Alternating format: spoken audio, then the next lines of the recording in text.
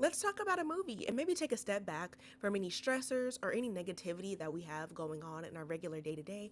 I know life can be stressful, and sometimes it's nice to just sit back, chill, do something that makes you happy and makes you feel good. Today, we're going to be discussing Tyler Perry's Why Did I Get Married and Why Did I Get Married Too, as suggested by this lovely commenter here. A group of friends take an annual trip, which I believe it's annual. They take an annual trip with their significant others to kind of reestablish their relationship and kind of work out anything that they need to work on as far as communication and how they handle certain situations within their marriage. And in this particular instance, everybody goes up to a snowy mountain in Colorado where complete chaos ensues. And before we get started going into the plot and everything, I will say Why Did I Get Married, excluding the sequel Why Did I Get Married Too, is one of Tyler Perry's better films in terms of overall quality. I feel like maybe the budget was like a little bit more for this particular film too. The acting, the actors, you have literally Jill Scott and Janet Jackson. I used the picture of Janet Jackson, didn't I? God, I love that photo of her. If I ever send that, just know I have never been more flattered in my entire life, or I'm blushing on the other side of my phone. Anywho, we're gonna break the plot down by couple from least dysfunctional to most dysfunctional. And to be clear, each couple is going through some serious shit. I'm just doing it based off of the couple's dynamic towards each other from, I guess, best to worst. They still have problems, but we all know, if you've seen the movie, there's one couple in particular that just outshines everybody as far as being the most chaotic and most problematic, which that sounds so obvious when you say it out loud, but maybe it may not be, depending on your personal experience and what you would deem your own personal hell within a marriage. Because some of the stuff that they were going through, I was like, I don't know if I would withstand that marriage. So starting off, we have Patricia and Gavin. So Patricia is a psychologist, and I want to say, I guess you could say, a marriage specialist, where her specialty is about relationships and communication. She's written a book called Why Did I Get Married? Essentially, it's a study of all of her friends and their marriages, including hers as well. And I'm only bringing up Patricia's career because it's relevant to the story. And she's basically the entire reason why they go up to this mountain and have these discussions about their marriage. So like I said, each couple has their own issues. Patricia and Gavin, they're really good at communicating. Obviously, they're the couple with the psychologist. And so they're both, I feel, really good at communicating with each other, and they're even kind of like, I don't want to say like the leaders of the group, but throughout the movie, you'll see Gavin is kind of like the voice of reason for the husbands, and Patricia stands as the voice of reason for the wives in the group. But they do have their issues as well. One of their issues is that their son had passed under very unfortunate circumstances. Patricia was driving, didn't buckle him in all the way, and unfortunately their son passed. And there's a tension around the topic of kids with them, but it's something that they haven't explicitly discussed, and specifically Gavin having resentment towards her about their son's passing. And I say this because it's relevant and it does come up a little bit later. So then we have Terry and Diane. So their issue is that Diane doesn't want to have any more kids at the moment. Terry does want to have kids, so Diane is like actively avoiding being like physically active, if you know what I mean, with her husband. And so Terry's big thing is, or I guess his big secret, because they all have like little secrets and stuff that's revealed at literally the worst possible time in the movie. So Terry's issue is that his wife isn't having sex with him. When they conceived their first child, he said that they rarely have sex, or they rarely had sex, so then he was suspicious about whether or not he was the father of that child, which is like a crazy thing to be suspicious about, because it's like, I get for some people it takes like a lot more time to conceive and a lot more ding ding rounds to conceive, but it could also take just one time to conceive a child, which was a crazy assumption, but we're moving on. And Diane's secret is that Diane has gotten her tubes tied, which is crazy work in terms of communicating with your partner. I don't think that that's something that you need to be like, hey, can I get my tubes tied? But something where it's like, hey, I'm not ready to have another kid right now. Like, we need to put that on pause, just so the expectations are clear and he can now decide like, okay, am I content with that? Do I want to like go spread my seed? Why did I say that? Like, you know what I mean? Basically, so they can have a conversation about it and get to a conclusion at some point.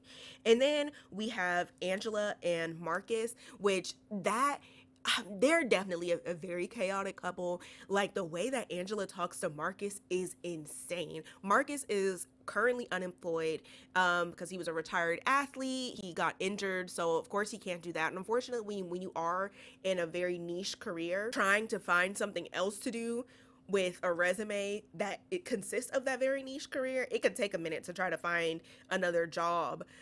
So he ends up working at Angela's beauty salon, and she just lets him have it every chance she gets. She's talking about how he doesn't have a job and how he doesn't have money, which obviously is terrible communication as far as a marriage goes. But I do think that their dynamic was intended to be comedic at times, or like the comedic relief, because although I would consider what Angela was doing as verbal abuse, whenever there are scenes with them, the music in the film seems very like whimsical, like it's very comedic, like they're all laughing about it. It's not nearly as intense as some of the situations we see with some of the other couples, especially the next one that we're going to talk about. And not only that, but Marcus has an STD and has not told Angela.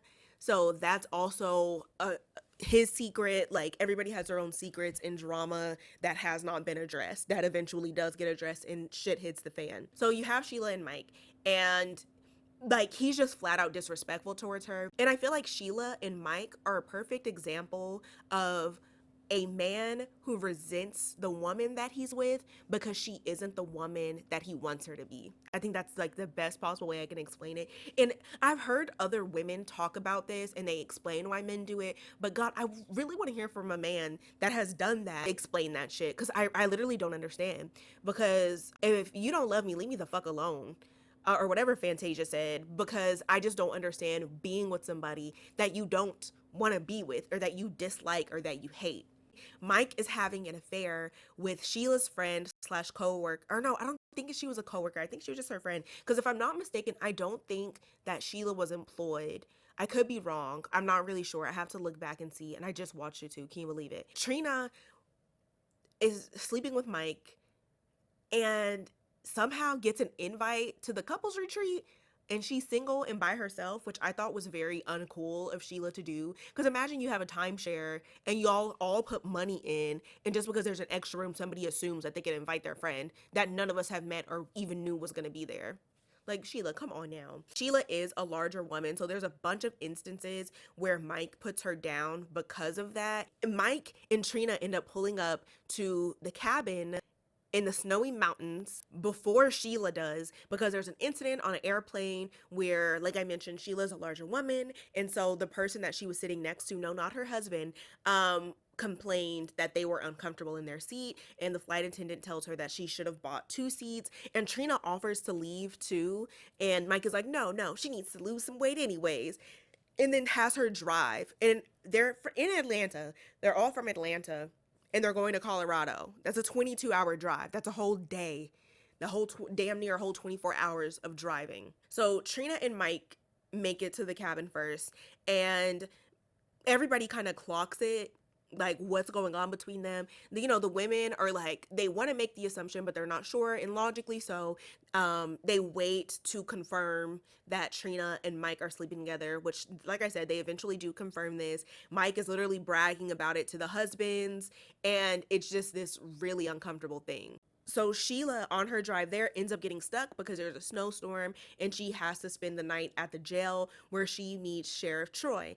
So that, just introducing that character. So then she finally makes it up there, and Angela is adamant, like really wanting to tell her that Mike is having an affair with Trina, but Diane and Patricia are saying not to tell her because, quote, some people don't want to know. Some people don't want you to tell them. Like, huh?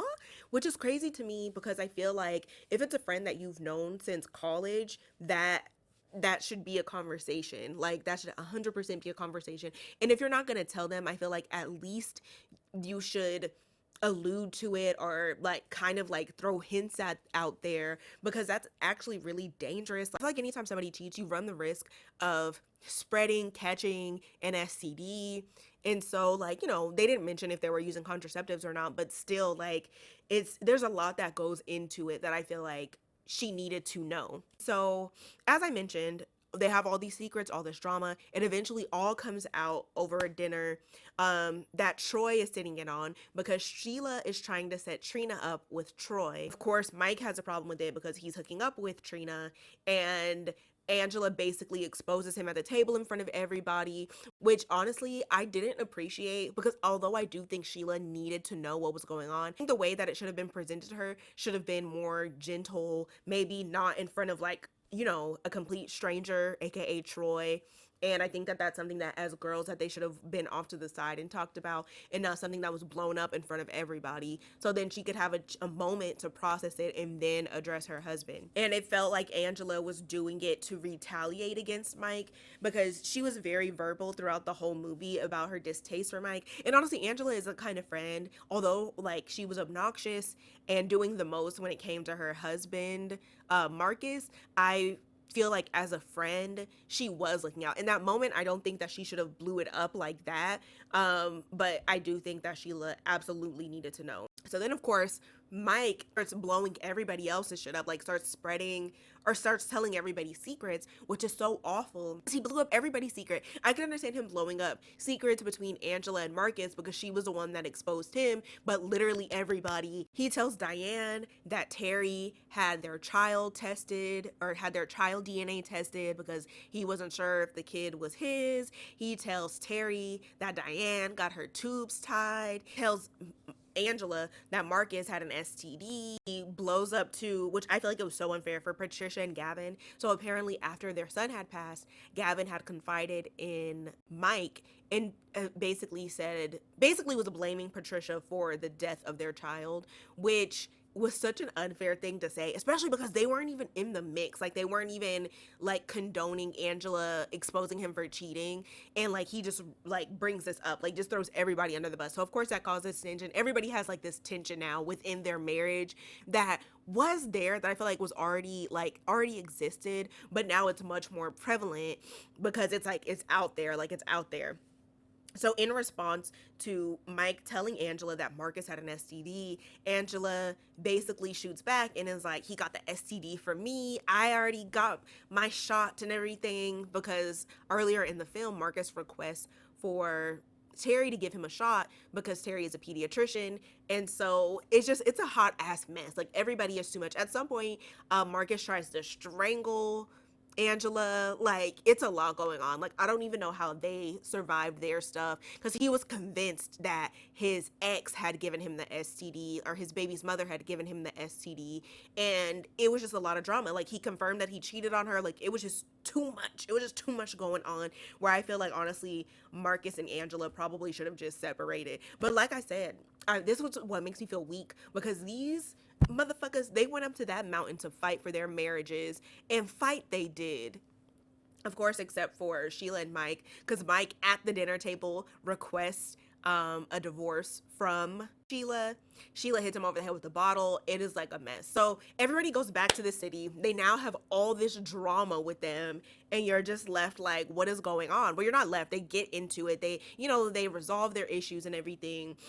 So Sheila and Mike get a divorce. Sheila ends up staying in Colorado with Troy. Like he literally offers to help her start a new life and get her shit together, and that's just basically what happens. And she ends up falling in love with him. They end up getting married. Patricia and Gavin address their issues and the issues that they had with their, with losing their son, and Gavin kind of explains that he felt that he was at fault. Like he was like, I blamed God, I blamed myself. Like, and I feel like it's very rational to have that, but it's just the fact that they had never discussed it with each other, which I think obviously you wouldn't want to discuss that with the person that you have resentment for, because obviously Patricia didn't want that to happen. So it's like adding what she knows. You already know she feels guilty for that shit.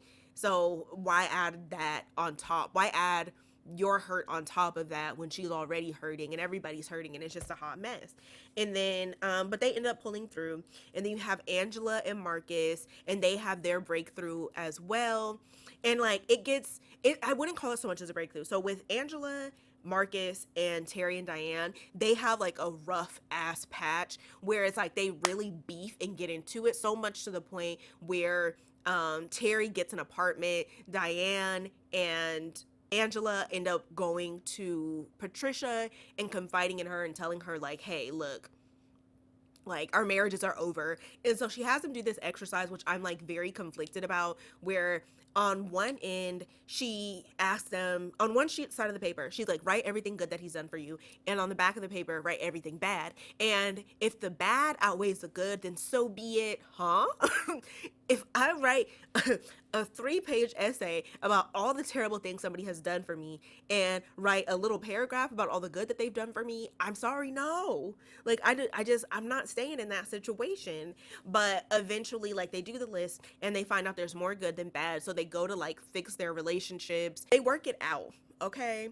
And there's a point that I want to make specifically with Diane and Terry, because I want to bring it up later when we talk about why did I get married too. Diane at some point did imply that their daughter was not Terry's, because she wanted to get back at him for getting her tested. But at some point, Diane goes to his new apartment and his assistant is there. So we've already had a run-in with Terry's assistant, which poor Terry's damn assistant. Like, she done got called a hoe by Diane because Diane is convinced that they're having an affair. And then so when she visits Terry at his apartment, his assistant is there. And so he was like, hey, by the way, like, she's pregnant and she's pregnant with twins. And she was like, it's okay, we can work through it. Diane's like, we can work through it. And I'm like, you just told this man how stupid you are. You just told this man how dumb you were, saying you'll work through it. That is fucking insane. But then, like, he, reveals that it's a joke or whatever. But she was for real gonna take him back after she, like, thought that he was cheating, after he confessed to cheating and got his assistant pregnant with twins. And so I just need us to keep that in mind, because it's something that I want to talk about when we talk about the second movie. The thing I want to talk about dealing with why did I get married specifically is why the fuck, and let me know if this is something that you do, because this is definitely something that I do, where if I have a significant other, I kind of clock their friends. Like, for example, if my significant other had a friend like Mike, which I'm so surprised that they even wanted to stay friends with them. And I feel like male relationships for real work differently, because it's like he exposed all of them, told their secrets, told their wives' secrets, like exposed all of them. And they still decided to remain friends with him. And like, even so, he was so disrespectful towards his wife, Sheila, where I'm like, why would you be friends with somebody like that? Like, I would be like, honestly, really confused as to why my husband, I'm like, what do you have in common with this person? Because this ain't it. He's cheating on his wife with her friend, has her in her face about it, not like flirting with Trina in her face, but it's like, you have me smiling in this bitch's face. Like, if should my significant other cheat on me, they would do well into not doing it with somebody that I see regularly and interacting with regularly. Like, I feel like cheating already with a stranger is enough for me to want to leave, but cheating on me with my friend, I will crash out.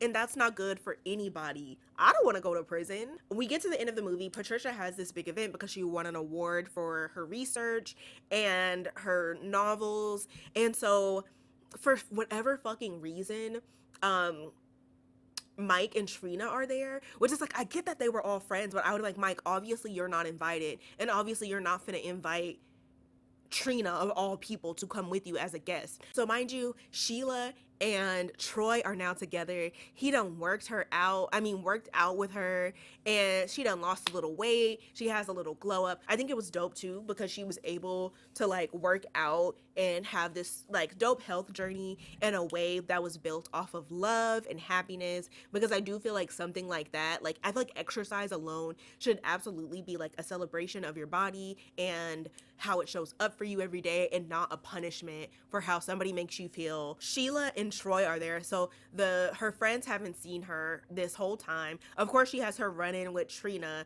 and that scene was hilarious because Trina, like, I'm like, bro, like, she approaches Sheila, like, she's like, oh my God, hey Sheila. And I'm like, you slept with her husband and you're here with her husband. Like, have you no shame?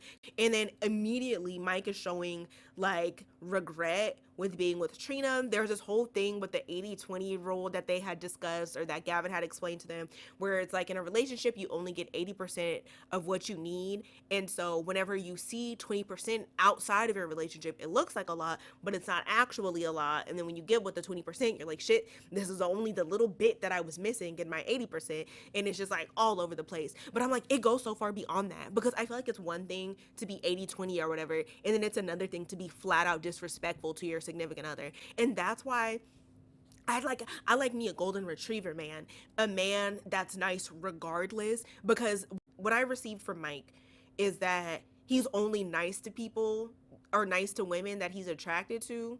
Because it was like, I just don't see the point of him being mean to Sheila. But it's like, all of a sudden, it's like, oh, I regret it and I miss you, like, 80-20. And it's like, bro, what? Like, at least, if he would have at least broke up with her cordially, like, hey, I've fallen in love with somebody else, like, it's still a shitty thing to do. But he was like actually putting her down, like saying like some fucked up shit that you wouldn't say to somebody that you care about. That's how the movie ends. And now we're on to part 2, aka why did I get married to? And it's like, why did I get married to as an as well, and not the number 2, which I thought was very creative, because we do have a new married couple this go round, Sheila and Troy. This time we're gonna do it the exact same way. We're gonna go from least chaotic to most chaotic, and essentially the order has now swapped. And you have Angela and Marcus, and again, in Why Did I Get Married To, they have a more, they're like the comedic relief of the movie. And it's like, in this instance, their issue is that Marcus has a job, and like Marcus was damned if he did and damned if he didn't, because like Angela was just not happy. And Marcus made a point to say that she was always argumentative with him so they could have good makeup sex. And it's like, who is arguing with their man intentionally to have good makeup sex? No, I'm kidding. And that's kind of where they're at. And this is just kind of basically where everybody is upon entering the couples retreat. So then you have Troy and Sheila. They have a new baby. They're like the more recently married couple. They have a new baby, and they're broke as fuck because they've moved from Colorado to Atlanta, and Troy has not found a job yet. And they literally spent the last of their money to go on this trip. And then you have Terry and Diane, who at the start of the movie feel like they're like at a really good place. They have another kid. Like, they seem like they're in a really good place and everything's going great. So everybody is talking about like how Diane is glowing and how happy she looks. And we'll get into that in a little bit too. And then you have Patricia and Gavin. Again, seemingly happy. Everything seems to be going fine, but there is more to be heard. So they all make it to their destination. This time they're on a beautiful island. I think they're in the Bahamas. The husbands are on the beach talking about whatever the fuck men talk about. The wives are inside with their margarita talking about whatever women talk about. And then Mike shows up alone. It's just him. And he's like, I'm a part of the timeshare, so I'm here. And that adds a whole other level of discomfort for everybody, just because you do have Troy and Sheila there.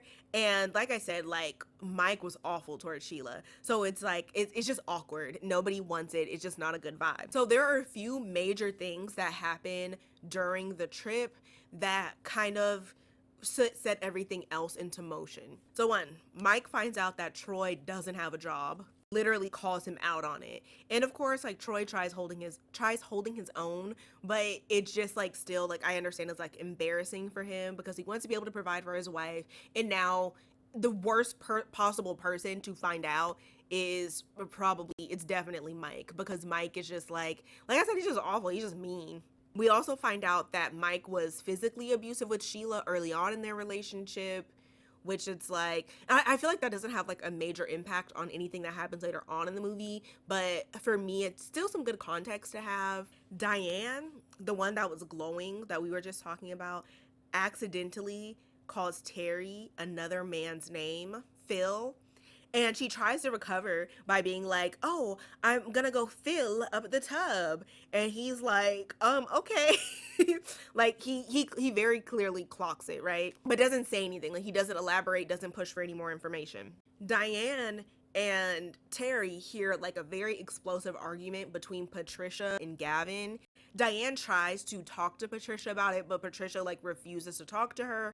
And then Patricia spontaneously announces her and Gavin's divorce, unbeknownst to Gavin, which is crazy. After this, it's like very awkward, and everybody goes back to Atlanta and everybody goes their own way. So now, how we're gonna do it, we're not gonna go in order of what proceeds in the movie, but we're gonna talk about each individual couple and their journey, and then we're gonna go basically to the end of the movie, because the movie does kind of like intertwine and just kind of break down my issues, or not, I won't say my issues, but just certain scenarios that they were in. Angela and Marcus, like I said, they're a comedic relief. Like the biggest drama that they had was based around a huge misunderstanding, and it was actually really funny. Angela's neighbor comes to her and is like, "Hey, there's like some crazy sexual noises coming from your home every week at this particular time on this particular day." Angela confronts Marcus about it at his job on TV. It's live TV. Like it's like comedic. Like it's like so unserious. And so she goes to the house on that particular day at that particular time to find her maid and her gardener hooking up in her bed. So that was a huge misunderstanding. She's also like the entire movie trying to get the password to Marcus's phone. Gives her the phone, and it's not what she thinks it is. Like she's very apologetic because she thought somebody was blowing his phone up all day, but it was just text messages. She looks at the text messages and it's all work related. She's apologizing profusely. She feels bad, and then Marcus's bag starts to vibrate and she finds out that he has another phone, and then it's drama set up all over again. But like I said, it's a very comedic, and it's in a very comedic tone, just based off of like the whimsical music in these scenes and like the chaos and stuff. Like it's not like somber, like the vibes aren't bad, like it's just like damn, like it's just comedy. Then we have Sheila and Troy. In this one, I would put it more on the chaotic category for me. But it's like, again, it's like kind of surrounded by a misunderstanding, kind of surrounded by miscommunication. Like in terms of what's going on, I would have rather be in this situation than the other two situations that we're going to talk about. So one, Sheila and Troy are going through financial struggles, as I mentioned before, and while they were in the Bahamas, Sheila confided in her friends that they spent their last to be there and that they're struggling financially because Troy has not found a job yet. And of course, because they're all friends and and all the men are still friends with Mike for whatever reason, this information gets back to Mike, and that's how he's able to use it against them while they're in the Bahamas. Their dynamic was a little rocky during this time too, because if you've ever been with a man that wants to provide but like can't provide just because of like a situation or a particular circumstance, he's gonna feel it, you're gonna feel it, everybody's gonna feel it. Because I think Troy's character was like really down on himself because he wanted to be able to provide for him and his family, but he couldn't. And he even says like, I've always been able to provide, but I can't. And so because of that, he was very, like, I won't say resentful towards Sheila, which like there is like a little bit of resentment there, because he was like, we should have never left Colorado, and but really they should have never went on that trip. Like honestly, like I think the wise financial position was to stay home. You'll have a new baby anyways, just stay home, miss out this 1 year, and then go. But that's like the perfect excuse if you don't want anybody in your business. I was like, look, we just had a baby, so we're gonna catch y'all in the next one. And then that would have given them time to like, for him to still look for a job, for them to like stack up money, do something. But they spent their last to go on this trip, which is not the best financial decision, especially too because they have a child. Sheila offers to ask her friends for money, and obviously he's not comfortable with that, and you can tell he's like a very proud person. I'm the same way. I'm like totally fine if somebody asks me for money, but for me to ask somebody else for money, I feel like I would be terrified that they use that against me somehow, or they think that they'd have some sort of control over me. So for me, I'm not comfortable with that, and I especially wouldn't be comfortable with my significant other asking their friends for money either. It was unfortunate too because Troy was applying for jobs and getting interviews, but for a lot of them he was overqualified, and he was a sheriff in his last job in Colorado, and so the police department there kept giving him the runaround. But who does Sheila know? Sheila knows Mike, who knows the chief of police or whatever. Sheila asked Mike to set a job up for Troy, for him to give him a good word so he can get the job, basically, behind his back. Did not tell Troy this information. Now, for me, that is a betrayal. I don't like that. And I get being desperate and not wanting to be prideful, but this is somebody who's physically hurt you. This is somebody who verbally put you down, who makes a mockery of your current relationship, disrespected your marriage by trying to circle the block. I don't know if that's I don't know if I'm using that correctly, but basically, like, while they were in the Bahamas, Mike was like, I miss you, and like basically reminiscing about them being together, and Sheila shut it down, which I'll give her that. She kept shutting it down. But I think what was frustrating was that she did not tell Troy what she had done, which is insane. I get being in a desperate position where you need like help. So I can imagine that, like, under any circumstance, she wanted this to work because it was putting a hindrance on their marriage, in their relationship, and causing a lot of tension between them that just didn't need to be there, because they're an awesome couple. And like Troy said, like, even good couples argue and have tough times and rough times and stuff. So it's like things just kind of need to work itself out. And I would have rather Troy figure it out on his own, or them figure it out together in their own time without getting Mike involved. After the job is set up, Mike calls her and she's like pissed. And it's like, girl, you called him first to set up a job for Troy. And it's like, even when she asked him and he agreed to it, she was like, why are you being so nice? Like, she started to leave after he was like, yes, I'll help Troy get the job. She starts to leave the restaurant and then circles back and is like, why are you being nice? And it's like, if you thought for a second that this person was going to handle this in a way that was unkind to you and your relationship, why would you go to them to begin with? And to me, it was just completely disrespectful to their relationship. And I'd love for somebody to provide another perspective on it, because I just know me, I'm a very prideful person, and I feel like that's just something that I just would not do. But, you know, I want to understand Sheila's perspective, but for me, that was a full fucking betrayal. It was a betrayal, because I love Sheila's character. I love me some Jill Scott, but I was like, this is just not it. I call Sheila, and he basically confides in her. He has cancer. She starts taking him to his chemo appointments or whatever, which is just not great, you know, or not great, but it was still just, like, to me, it was still kind of weird, because it's like, yo, you have like how many other homeboys? You have how many other friends that could have taken you? Like, you literally were the one that asked for a divorce. Like, this is not her job to be taking you anywhere. Like, this should not be happening. And I also understand the perspective too of Sheila, because I understand, like, especially with something like a marriage, that's not a switch you can just fully turn off. You still have that comfortability of knowing somebody for years and years and years. And I guess it's like I said, it's not a switch that you can easily turn off. So I could see her still helping him. But I just don't think that she should have done that without telling her husband, because let me tell you what happens. Troy is at his new job. He's happy, like, things are good at home, and he finds out from his new coworker that Sheila asked Mike to put in a good word for him. And this comes out because he was like, the coworker was like, yeah, I was worried because, you know, when somebody comes recommended, like, they're usually not good at the job. And then so he was like, recommended? Like, who recommended me? And then that's how it comes out that Sheila went to Mike and Mike went to the chief of police or whatever connection he knew to get Troy the job. So Troy finds out where Mike lives, pulls up, and Sheila is there, which is like, girl, like, to me, it's like I said, it's a betrayal, because it's a lack of communication. Because how is he supposed to take your word for this, that you are there? Like, you didn't communicate that with him, and it's just not a good look. Like, imagine, I don't know what world I would be in if I pulled up on my my man's or my partner's ex in their home. I don't know what that looks like. But if I did, and my partner was there, I would be like, what are you doing here? This is insane. And so basically he freaks out, rightfully so.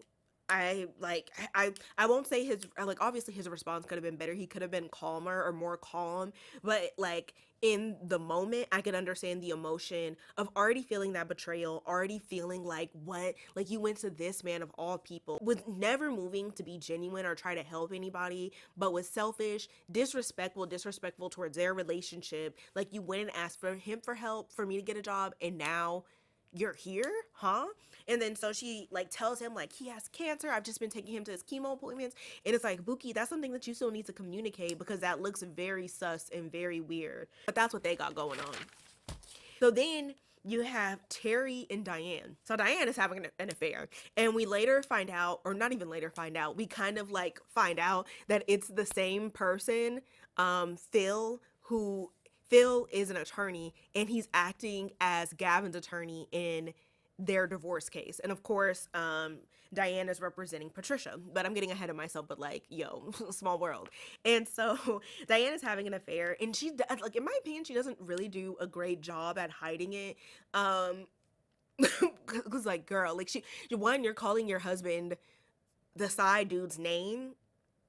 Like, I'm surprised Terry didn't crash out. Like, that's insane. When, as I mentioned before, in the Bahamas, Diane called him Phil and like tried to brush past it. And like throughout the movie, you can see her in situations where it's like, okay, what the fuck? And you can see Terry like processing it and being like, you can just see him thinking, like you can see him thinking it through. And it's like, he's definitely clocked whatever you got going on. So for instance, she comes home with flowers that Phil has given her, or it's assumed that Phil gave her these flowers, and the only thing she did was take the card out. Why are you bringing flowers home at all? I would have been like, I would have threw them out.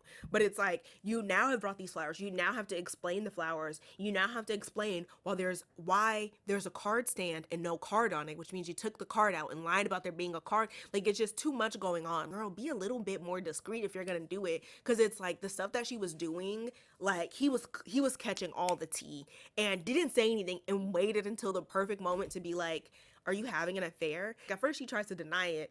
Barry comes through with like, I don't even know how he did it, where it's like he just collected all of the receipts in his brain. Like, he had dates and times and stuff. He was like, 63 days ago you came home and then nothing was the same. 63 days? You counted? He counted the days? I would have been like, I know you cheated. I made notes. Okay, I just gotta find them. I can prove it. I know you did it. And I know what days. I just gotta go look at my agenda and my calendar. He had that stored in his brain. So he's like, 63 days ago. And he was like, what happened on March 30th?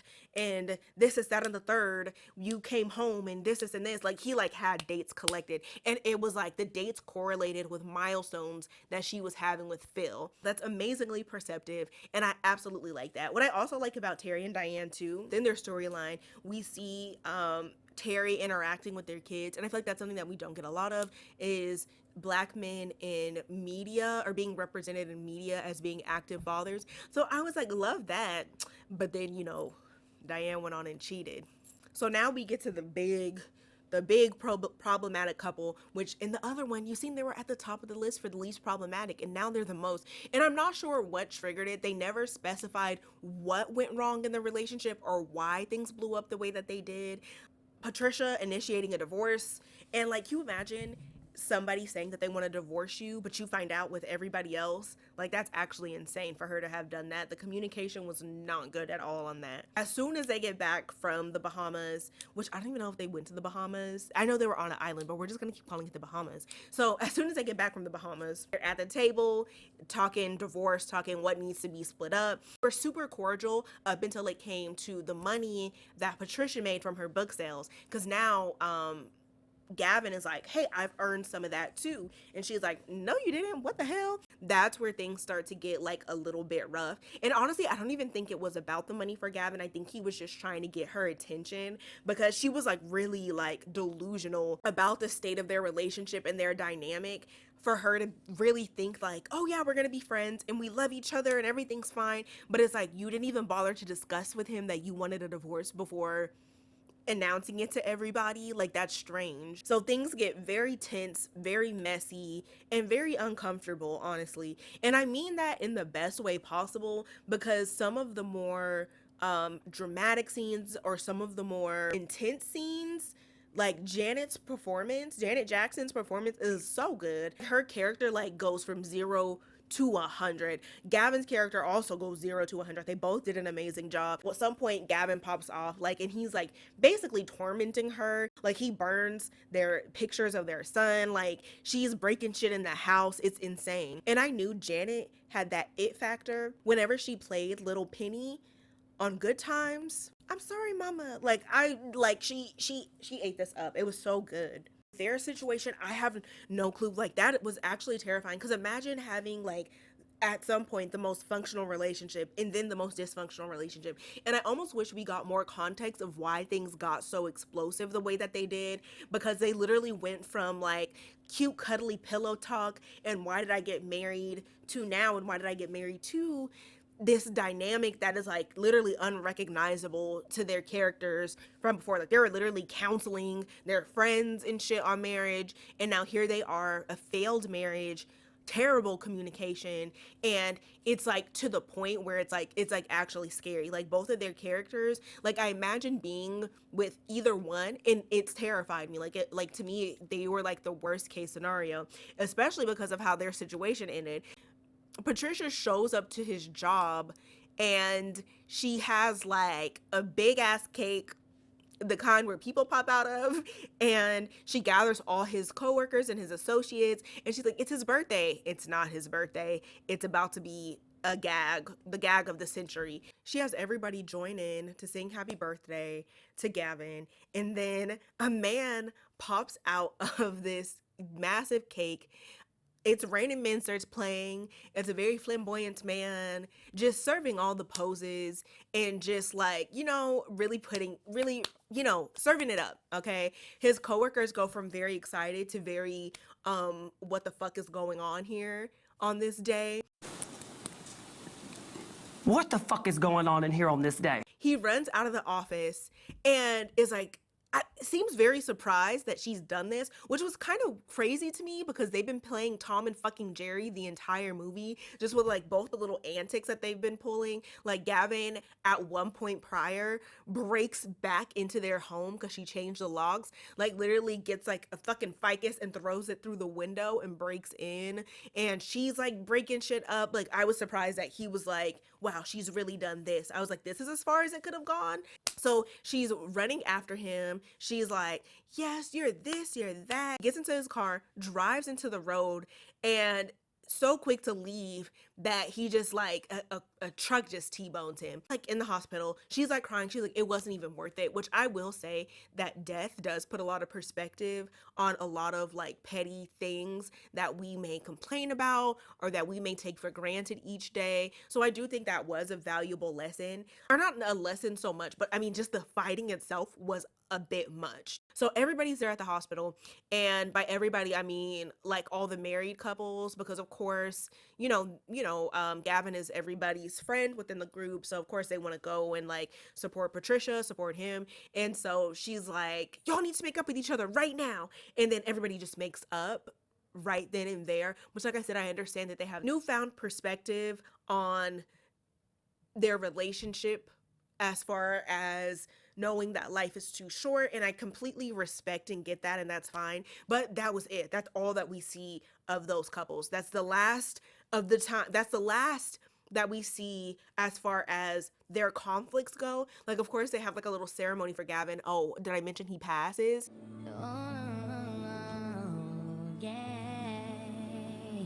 But it was kind of frustrating because it's like I wanted to see the couples talk and address it, and I'm sure they did after, and maybe them embracing each other in the hospital after Patricia told them to forgive each other. It was like, okay, we're gonna talk about it and we're gonna work through it. That's what this means, is that we're gonna fight and make our relationship work. But it's like, at what point do you say, well, no, life is too short, I don't want to be with this person? Like, it's like with Angela and Marcus, it was like their situation was what it was. I don't think it was that deep. Terry and Diane's were up and down, that she never slept with Phil, but that they were just like hanging out. But Terry was like, you smelled like his cologne, and like whenever she was sleeping with Terry, she was thinking about Phil. Like, she confirmed this. He suspected, she confirmed it. And it's like, it's a slippery slope for me, because as I mentioned in Why Did I Get Married, Diane was prepared to take back Terry and make their relationship work when she thought that he got his assistant pregnant with twins. So it was just kind of like, I can see it, but I'm like, I guess what I wanted to see was a little bit more conversation about how they resolved that. And instead, they gave us a 1 year later. The 1 year later, I would have loved to see the couples all together at least, and something going on. But instead, basically it shows Patricia leaving a lecture that she did on grief because, you know, she had just lost her husband, soon to be ex-husband Gavin. One of her, I think it's like a staff member, and the staff member is like, hey, there's this guy, he's really interested in you, and he funds the school. Like, if you could just talk to him and like maybe go on a date with him. Like, I know you just, like, it's only been a year since your husband has passed, but like, you know, if you could talk to him, that would be great, especially for our funding. Like, she's like, fine, I'll meet him. This man walks up, y'all, guess who it is?